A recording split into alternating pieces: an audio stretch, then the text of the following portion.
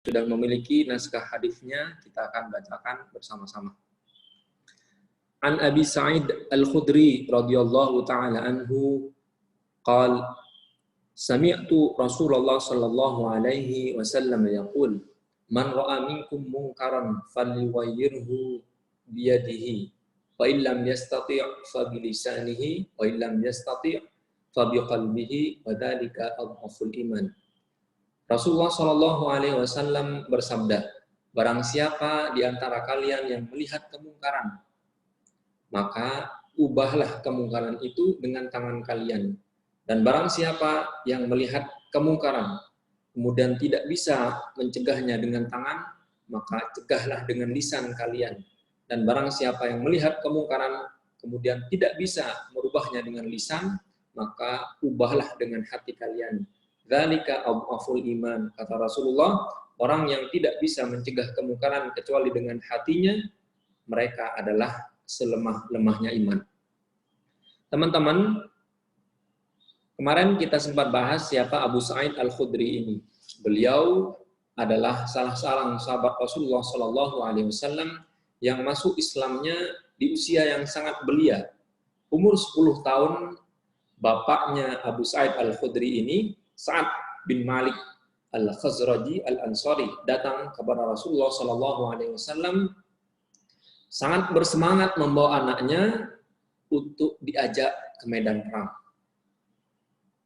Kata bapaknya, ya Rasulullah, anak saya ini ingin ikut perang Uhud waktu itu, Pak. Kata Rasulullah, berapa umurnya? Umurnya 13 tahun, ya Rasulullah. Kata Rasulullah, umur 13 tahun tidak boleh ikut perang. Usianya masih kecil. Tapi bapaknya ini maksa, Pak. Kata bapaknya Abu Sa'id Al-Khudri ini, ya Rasulullah, meskipun umurnya baru 13 tahun, tapi dia memiliki badan yang besar. Abla'al azam, kata bapaknya. Tubuhnya kuat, tulangnya juga besar. Kata Rasulullah SAW, rudduhu. Jangan diikutkan anak ini ikut ke dalam medan perang. Akhirnya ditolak oleh Rasulullah SAW. Apakah menyerah? Ternyata tidak, teman-teman. Umur 15 tahun mengajukan kembali untuk ikut ke medan perang. Barulah ketika umur 15 tahun, Rasulullah menerima beliau ikut ke dalam medan perang, dan selama hidupnya Abu Sa'id Al-Khudri berperang bersama Rasulullah SAW sebanyak 13 kali.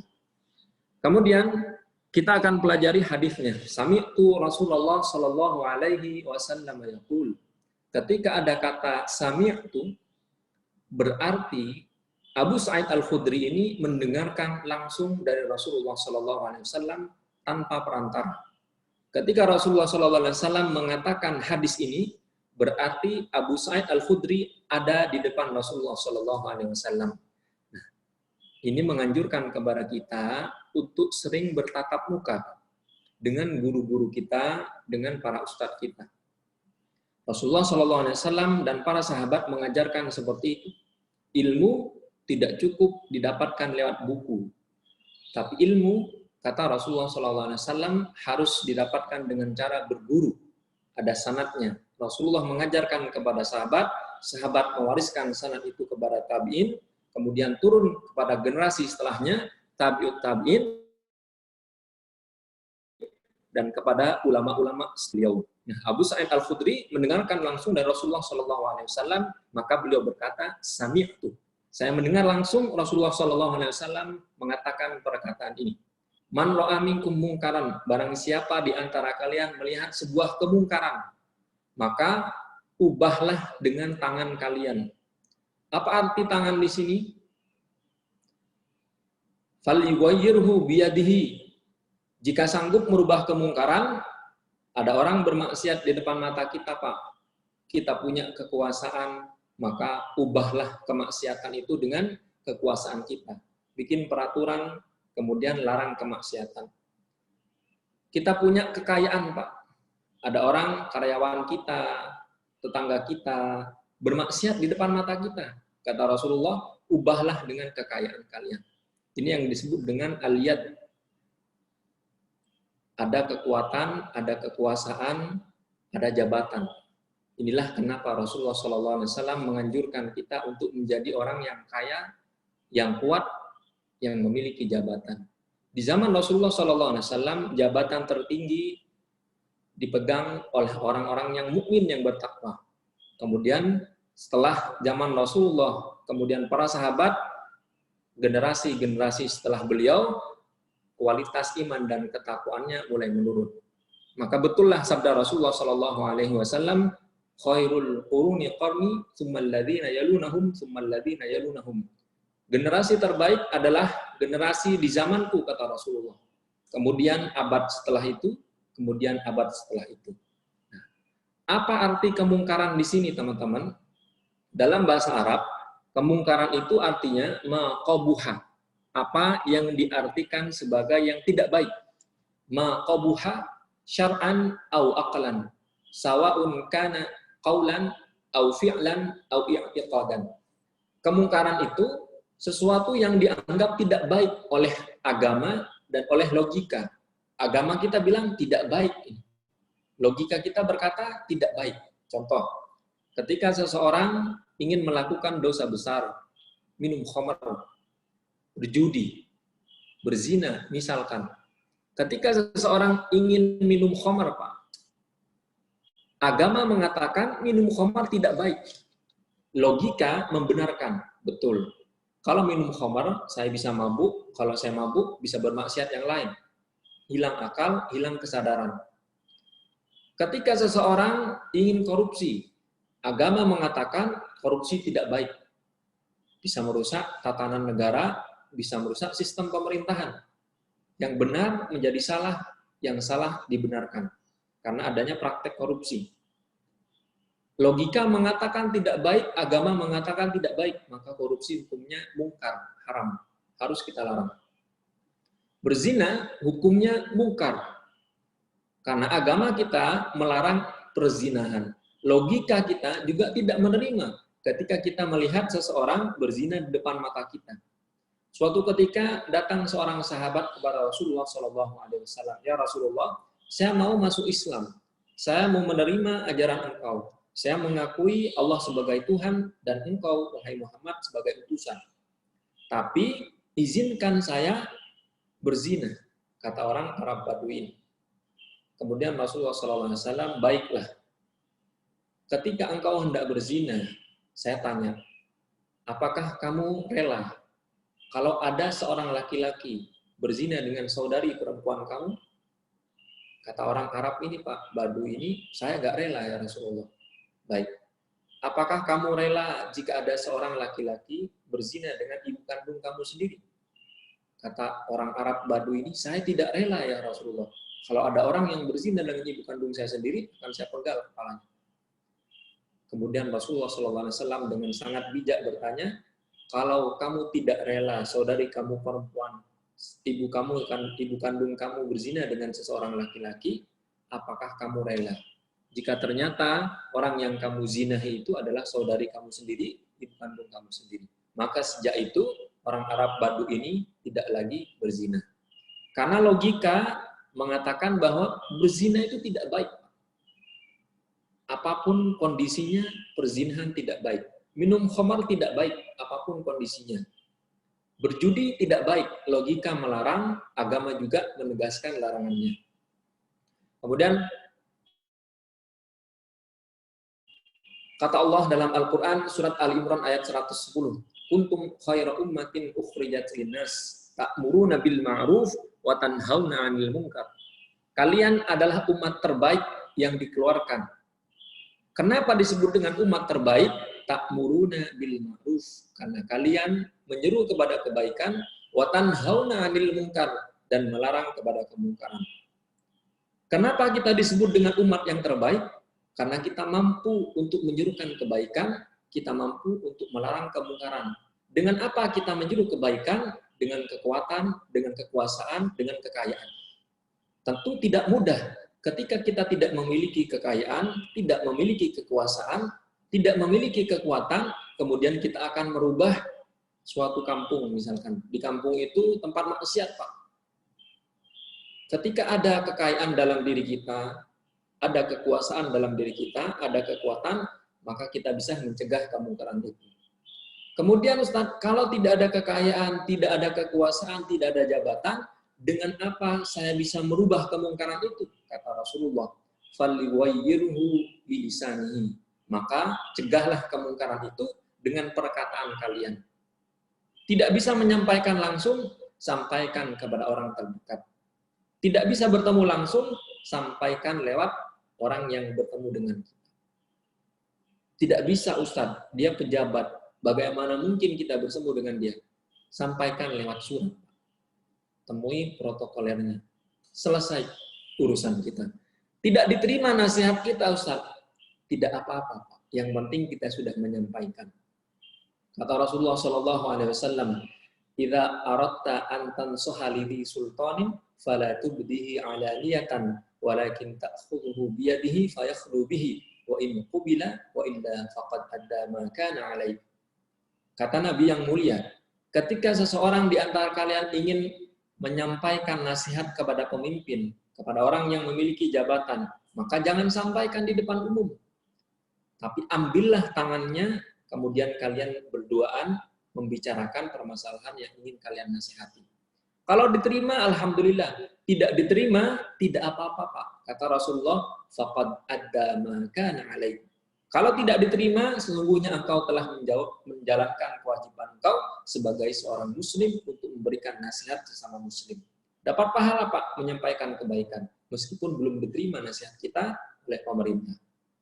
Kemudian kata Rasulullah SAW, kalau dengan lisan juga tidak bisa, faliwayyirhu biqalbihi wa dzalika adhaful iman.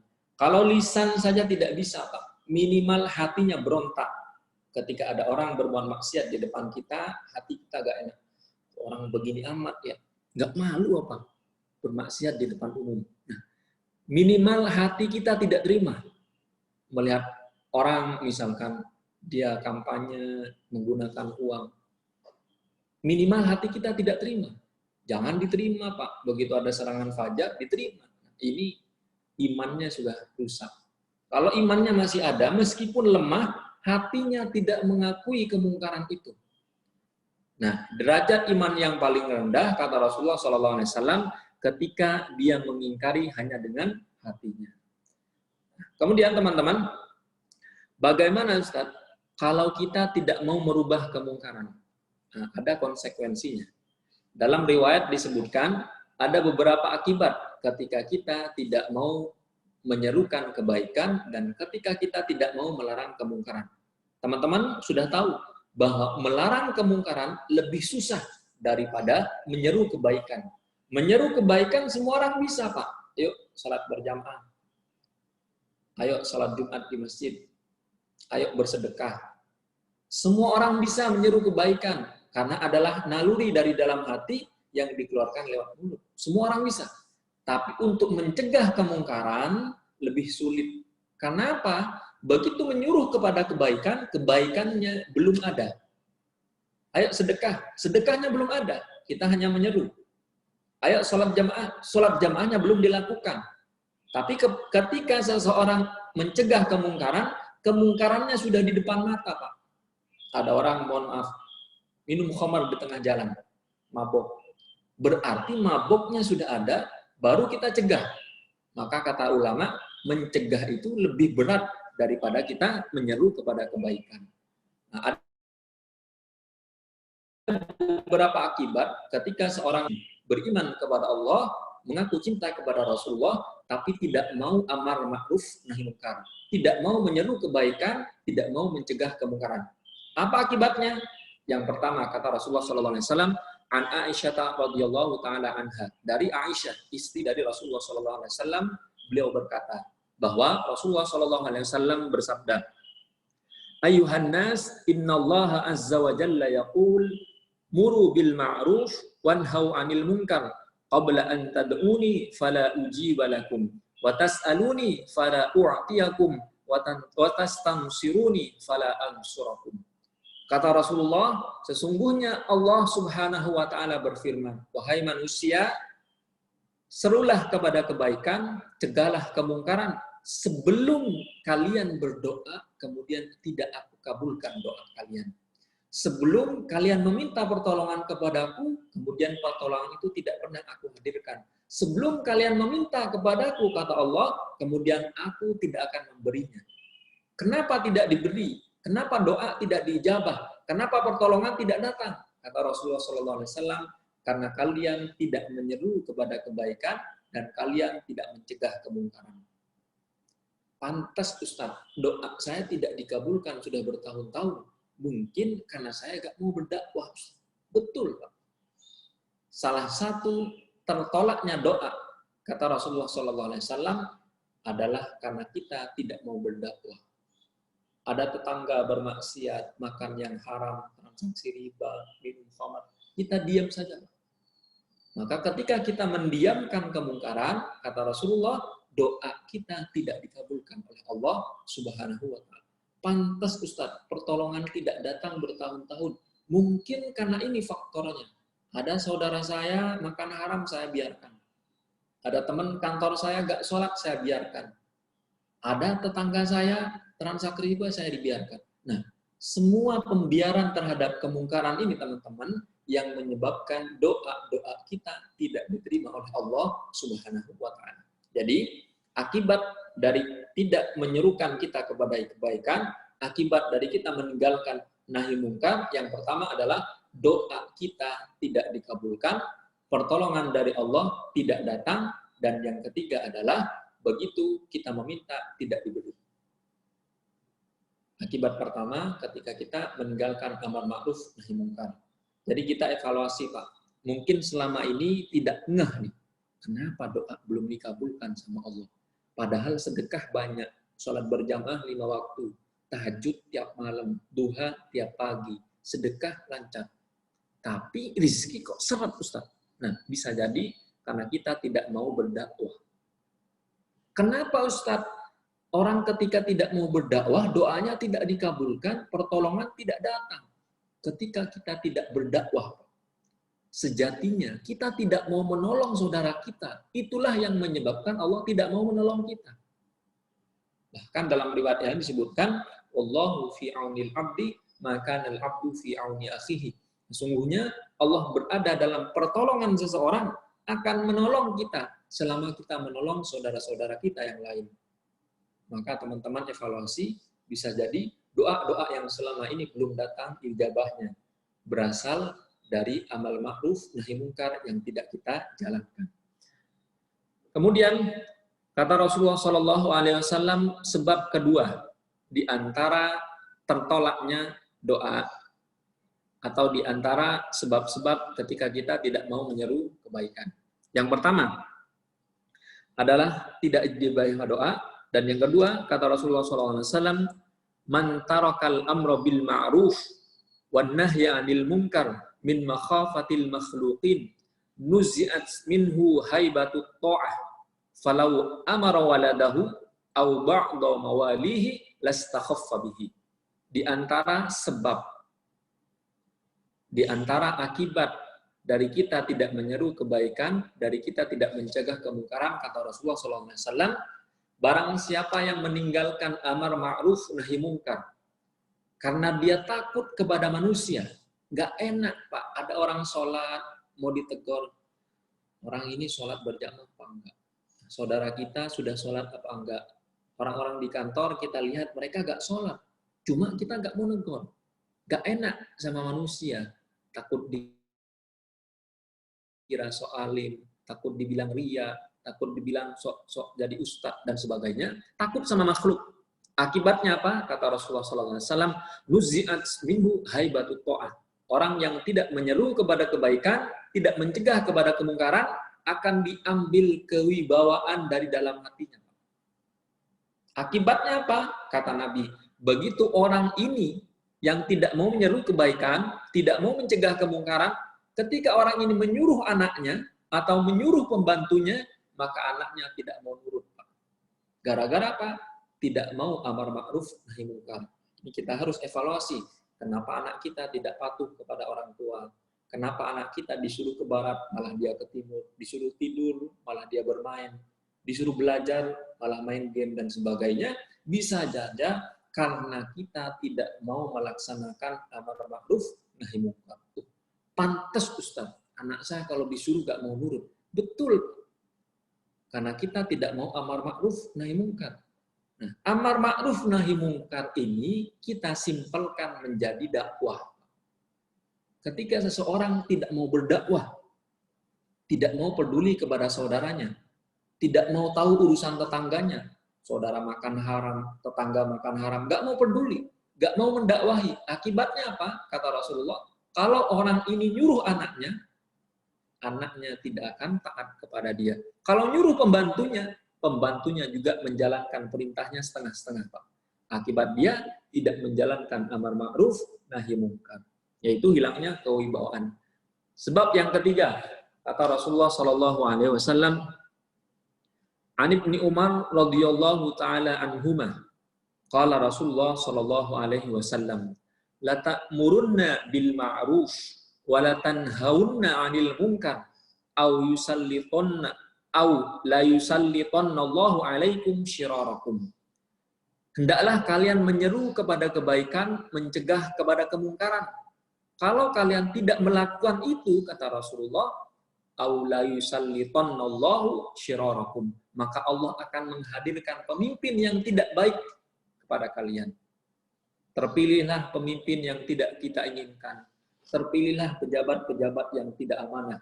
Terpilihlah pejabat-pejabat yang suka korupsi. Terpilihlah pejabat-pejabat yang tidak peduli tentang urusan rakyat. Karena apa? Kata Rasulullah SAW, kita meninggalkan amar ma'ruf nahi munkar.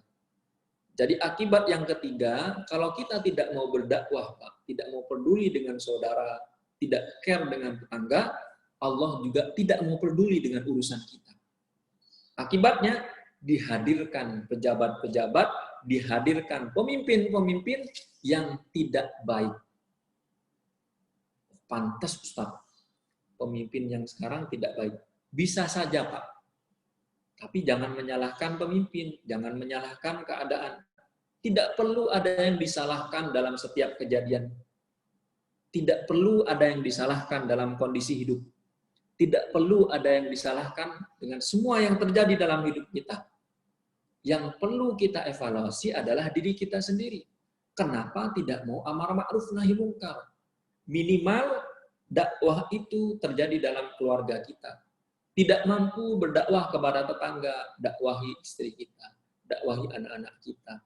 Sudah selesai, Ustaz, dakwahi tetangga kita. Sudah selesai, Ustaz, dakwahi komunitas kita. Sudah selesai, Ustaz, berdakwalah kepada orang secara umum. Jadi teman-teman, di antara akibat kita meninggalkan dunia dakwah ini adalah, kata Rasulullah, akan dihadirkan kepada kalian pemimpin-pemimpin yang tidak baik. Kalau kita meninggalkan amar ma'ruf nahi munkar, maka ketika ada pemimpin yang tidak baik dihadirkan ke dalam kehidupan kita, kita tidak boleh komplain kepada Allah Subhanahu wa taala. Karena apa? Karena yang menghadirkan pemimpin yang tidak baik adalah perbuatan kita sendiri. Baik Ustaz, kalau kita disuruh amar ma'ruf nahi munkar, disuruh menyeru kepada kebaikan, mencegah kemungkaran. Bagaimana kalau diri kita belum bisa menjalankan? Ini yang paling berat, Pak. Orang Jawa bilang jarkoni. Iso ujar, orang iso ngelakoni. Omdo, ngomong doang. Kata Rasulullah SAW, hadis dari Usamah bin Zaid. Suatu ketika, nanti Pak, di akhirat, ada orang masuk ke dalam surga, ada sebagian masuk ke dalam neraka. Orang-orang yang masuk ke dalam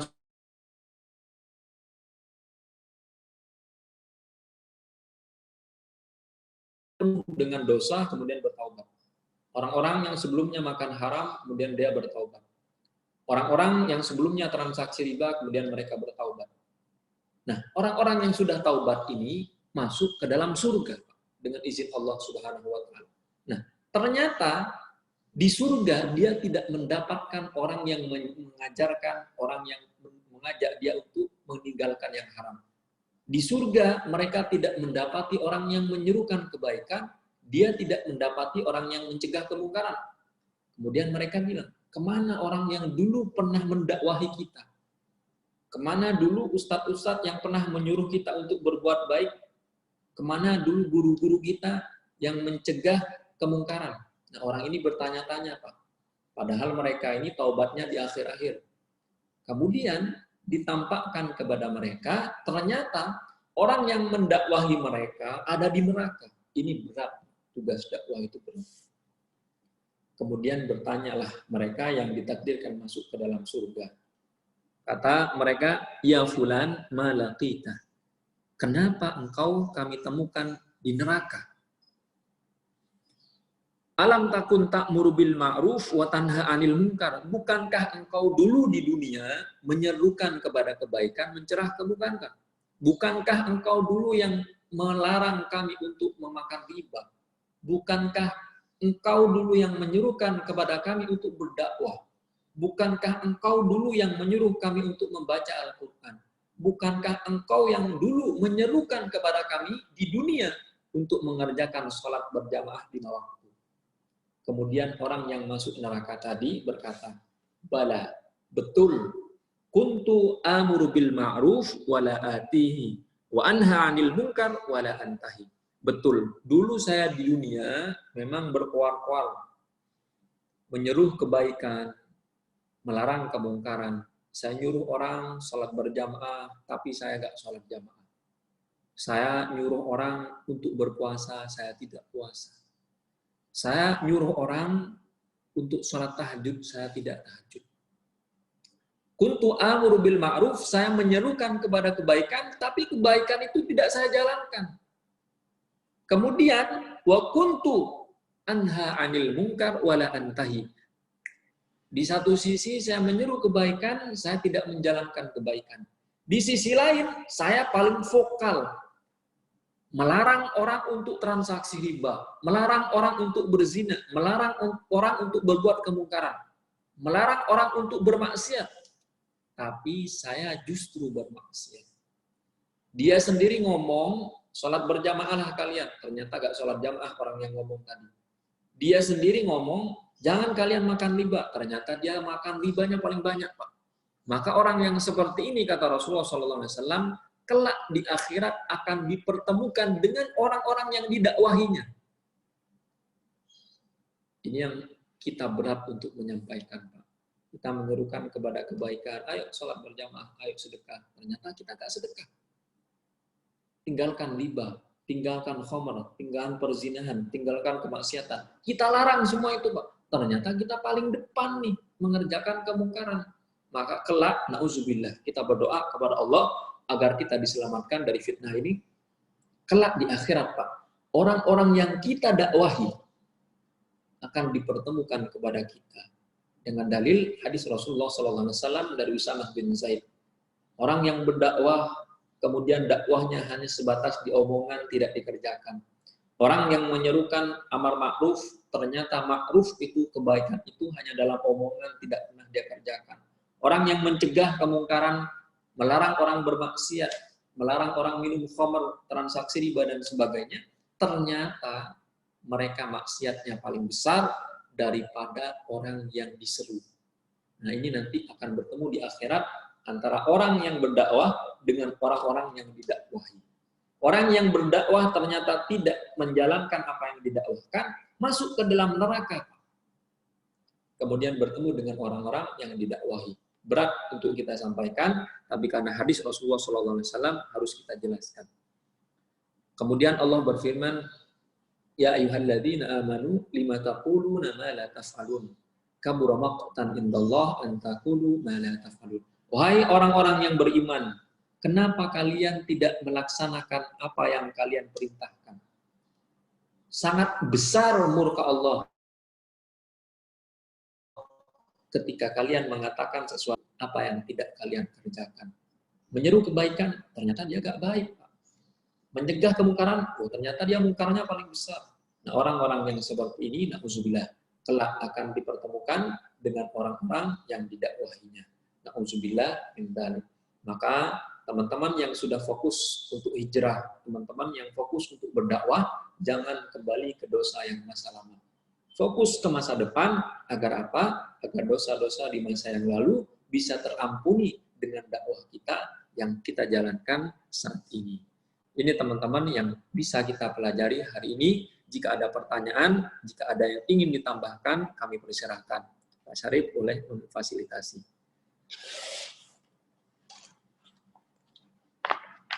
Baik, Ustaz. Bapak Ibu yang ingin ditanya, silakan langsung saja diaktifkan mikrofonnya. Tafadhol.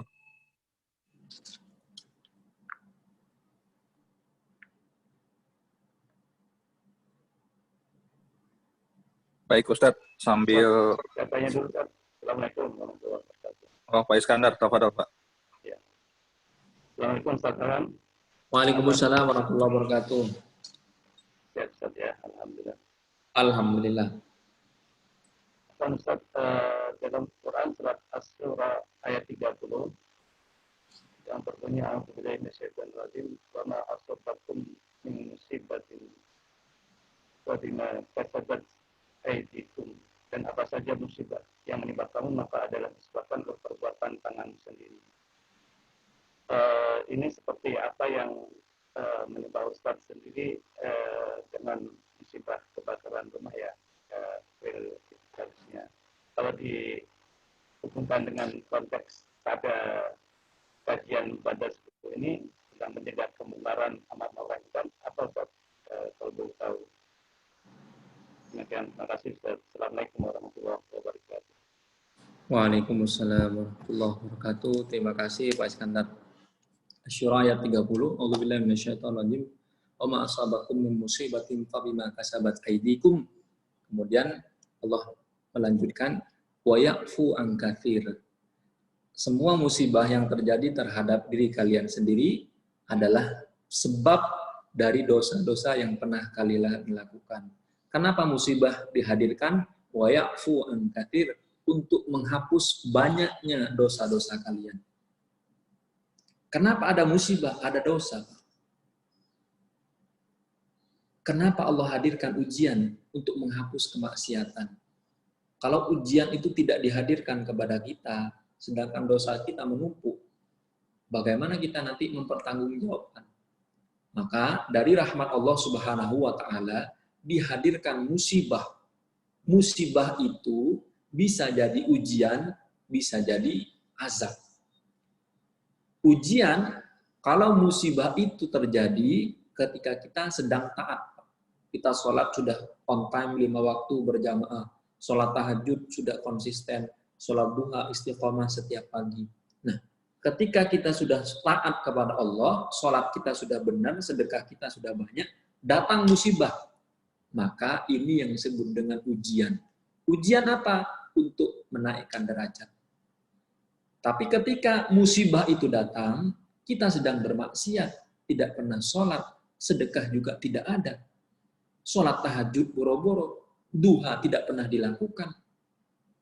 Ketika kita dapat musibah dalam kondisi kita jauh dari ibadah, tidak taat kepada Allah, maka ini yang disebut dengan azab. Ulama merincikan, kalau azab biasanya lama, Pak. Mohon maaf, finansial nggak stabil 5 tahun, 10 tahun. Ini bisa jadi azab, bukan ujian. Kalau ujian cepat. Setahun, 2 tahun beres. Setahun, 3 tahun beres. Nah, kalau azab biasanya lama. Ini ulama yang mengatakan. Dua-duanya, azab dan ujian adalah rahmat dari Allah Subhanahu wa Ta'ala. Rahmat untuk orang yang diuji, untuk dinaikkan derajatnya. Dia sudah sholat, sudah puasa sunnah, sudah tahajud, sudah duha, sudah sedekah. Semua amal ibadah sudah dilakukan. Datang musibah, Pak. Maka musibah ini fungsinya adalah untuk menaikkan derajat. Yang kedua, azab. Azab fungsinya adalah mengingatkan orang ini untuk kembali kepada Allah Subhanahu wa Ta'ala dan menghapus dosa-dosanya. Kata Allah, wa ya'fu an katsir, untuk memaafkan dosa-dosa yang sangat banyak. Nah, dosa kita tahu sendiri, luar biasa, Pak. Sabar-kabar, nggak kehitung. Itu pun masih rutin kita lakukan. Nah, kita terus beristighfar, meminta pertolongan kepada Allah agar dosa kita diampuni. Ketika dosa diampuni, kata Rasulullah, "Ma nuzzila bala'un illa bitambin wa ma rufi'a illa bitaubah." Ujian cobaan, bala, wabah tidak diturunkan oleh Allah kecuali karena adanya dosa. Dan tidak diangkat kembali oleh Allah kecuali adanya pertaubatan.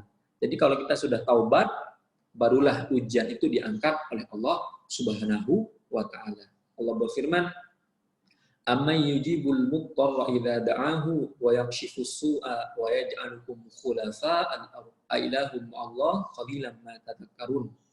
Siapa yang bisa mengangkat orang-orang yang sekarang sedang rendah, kata Allah. Siapa yang bisa mengabulkan doa-doa orang yang sekarang tidak punya apa-apa? Siapa yang bisa mengkayakan orang miskin, kata Allah. Siapa yang bisa membangkitkan orang yang sedang bangkrut, kata Allah. Siapa yang bisa memuliakan orang yang sedang terhina, kata Allah. Kecuali Allah yang bisa melakukan itu semua. Siapa yang bisa mengabulkan doa-doa manusia yang sedang butuh? Allah. Siapa yang bisa menjadikan kita mulia? Allah. Siapa yang menghinakan kita? Allah. Siapa yang membangkrutkan kita? Allah. Siapa yang bisa menjadikan kita memiliki masalah finansial? Allah. Semua Allah yang turunkan ujian-ujian itu untuk mengampuni dosa-dosa kita, menaikkan derajat kita. Qalilan ma tadhakkarun, sedikit sana dari kalian yang ingat terhadap Allah Subhanahu wa ta'ala. Maka di antara rahmat Allah dihadirkan ujian, dihadirkan azab. Nah, bersyukurlah ketika ujian dan azab itu terjadi di dunia. Karena Allah juga memiliki rencana lain untuk orang-orang selain kita. Kapan ujiannya, Ustadz? Di dunia tidak diberikan. Kapan azabnya, Ustadz? Di dunia tidak diberikan. Tapi di akhirat luar biasa azabnya. Kata Rasulullah SAW, "Innallaha la yumli 'alal zalim hatta idza akhadathu lam yuflithu syai'." Sesungguhnya Allah menangguhkan azab untuk orang-orang yang zalim, yang tidak diinginkan hidayah oleh Allah Subhanahu wa ta'ala. Hatta idza akhadathu, sampai suatu ketika Allah menginginkan harta yang diberikan kepada orang tadi, rumah yang diberikan kepada orang tadi, mobil yang diberikan kepada orang tadi, materi yang sudah diberikan kepada orang tadi, uang yang sangat banyak yang pernah diberikan kepada orang tadi, kalau sudah waktunya, kata Allah, hatta idza akhadatu lam yuflithu. Kalau sudah waktunya Allah ambil, tidak disisakan sedikit pun. Maka ada orang-orang pengusaha yang dulunya kaya raya, dibiarkan sama Allah mereka bermaksiat, tidak diberikan ujian. Tapi begitu hadir Pak ujian itu, diambil semua yang pernah Allah titipkan dalam hidupnya, kemudian dia miskin semiskin-miskinnya. Bersyukur ketika ujian itu di dunia, azab itu datang di dunia. Karena apa? Kalau azab itu datangnya di akhirat, tidak ada jalan lain kecuali siksa yang akan kita terima. Wallahu ta'ala a'lam bishawab. Terima kasih Pak Iskandar. Selanjutnya ada Pak Syarif. Silakan yang lainnya. Halo, Assalamualaikum Ustadz. Waalaikumsalam warahmatullahi wabarakatuh. Nanya Ustadz, ini kan mau jelang puasa ya, ada teman berpendapat, menanyakan ke saya, apakah kalau memohon maaf kepada orang tua, di zaman Rasulullah dulu, kita itu seorang anak memang harus bersujud atau bersimpuh kepada orang tua kita? Itu aja Ustadz, terima kasih. Baik, terima kasih pertanyaannya. Bagaimana cara meminta maaf kepada orang tua? Di Al-Quran, di hadis banyak sekali disebutkan fadilah kita berbakti kepada kedua orang tua kita. Wa in jahadaka 'ala an tusyrika bima laysa laka bihi ilmun fala tuti'huma wa shahibhuma fid dunya ma'rufa wa la taqul lahumā uffin wa la tanharhumā wa qul lahumā qawlan karīmā. Dalam Al-Quran disebutkan bagaimana cara kita berbakti kepada orang tua meskipun orang tua mohon maaf, meskipun orang tua mohon maaf, ada yang belum beriman kepada Allah Subhanahu wa ta'ala. Kata Allah, kalau punya orang tua yang tidak beriman kepada Allah, tetap berbakti kepada orang tua selama tidak menyeru kepada kesyirikan, selama tidak menyeru kepada kemungkaran. Maka ditaati Pak semua perintah orang tua itu selama tidak menyerukan kepada kemaksiatan. Wa qul lahumā qawlan karīmā. Katakanlah kata-kata yang baik kepada kedua orang tua kita. Kemudian di ayat lain Allah berfirman, wala taqul lahuma uffi wala tanharhuma. Jangan pernah kalian katakan kepada kedua orang tua kalian uff. Uff ini terjemahan simpelnya bahasa Indonesia ah.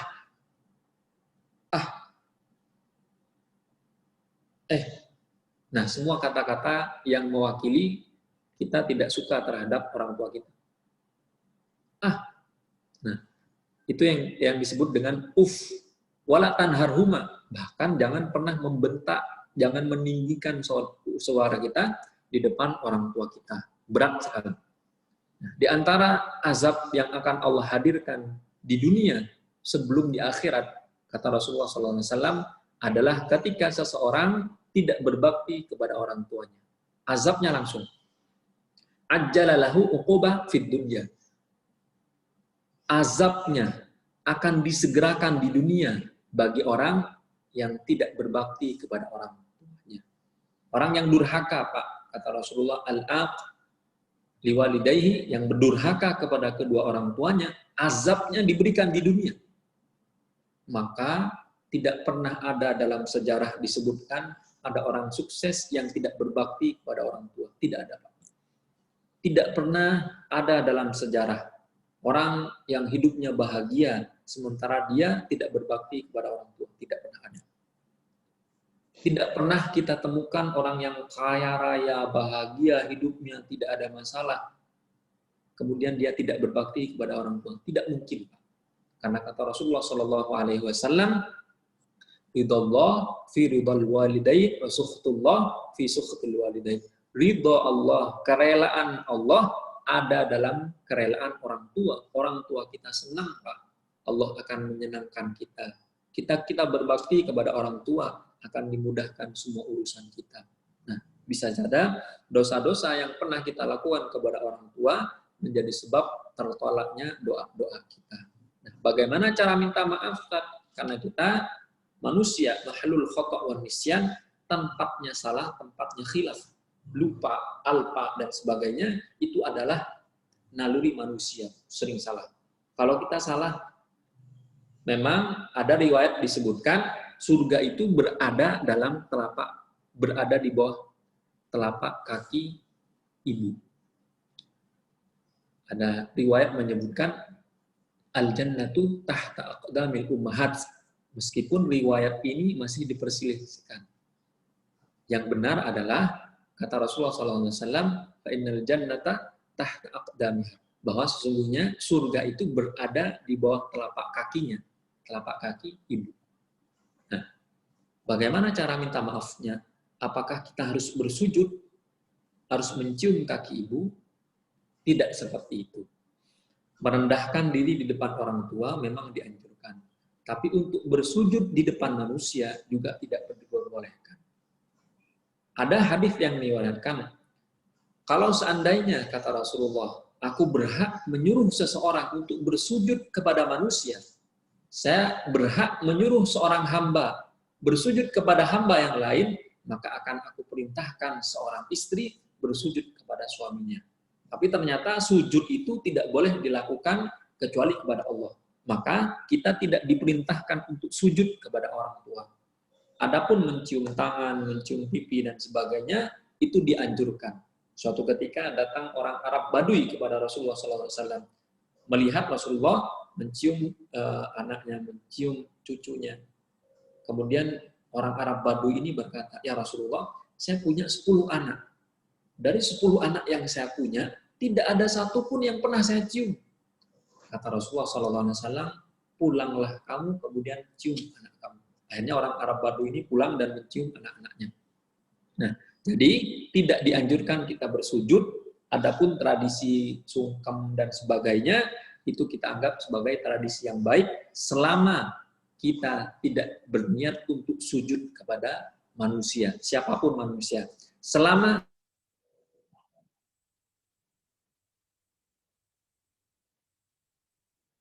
Allah Ta'ala alam bisawab. Terima kasih.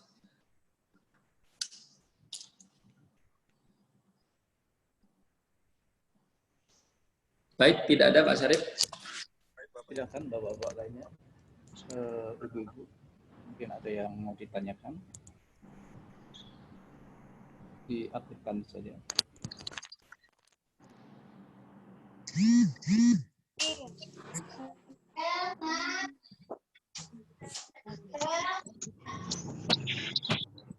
Sepertinya nggak ada. Cantik. Baik.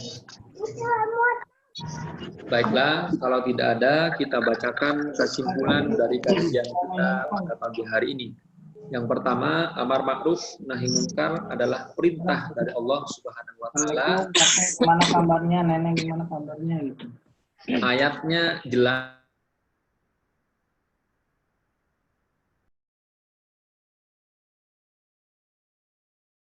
Perintah Allah yang lain seperti sholat, puasa, zakat, dan sebagainya.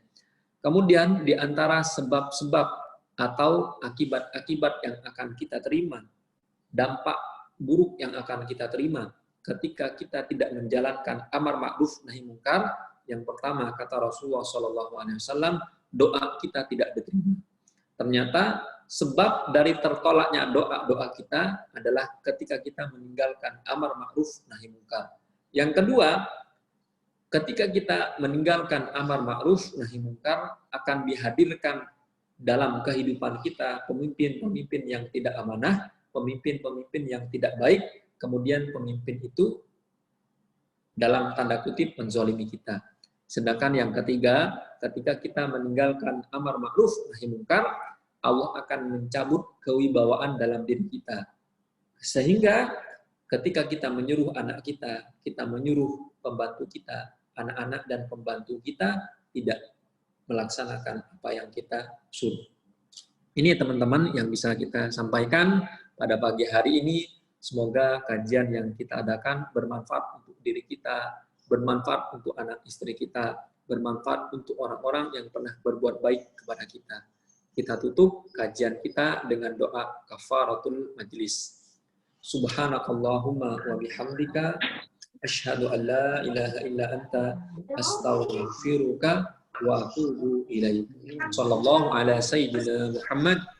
Assalamualaikum warahmatullahi wabarakatuh. Waalaikumsalam warahmatullahi wabarakatuh. Terima kasih Pak Ustaz. Alhamdulillah. Ustaz.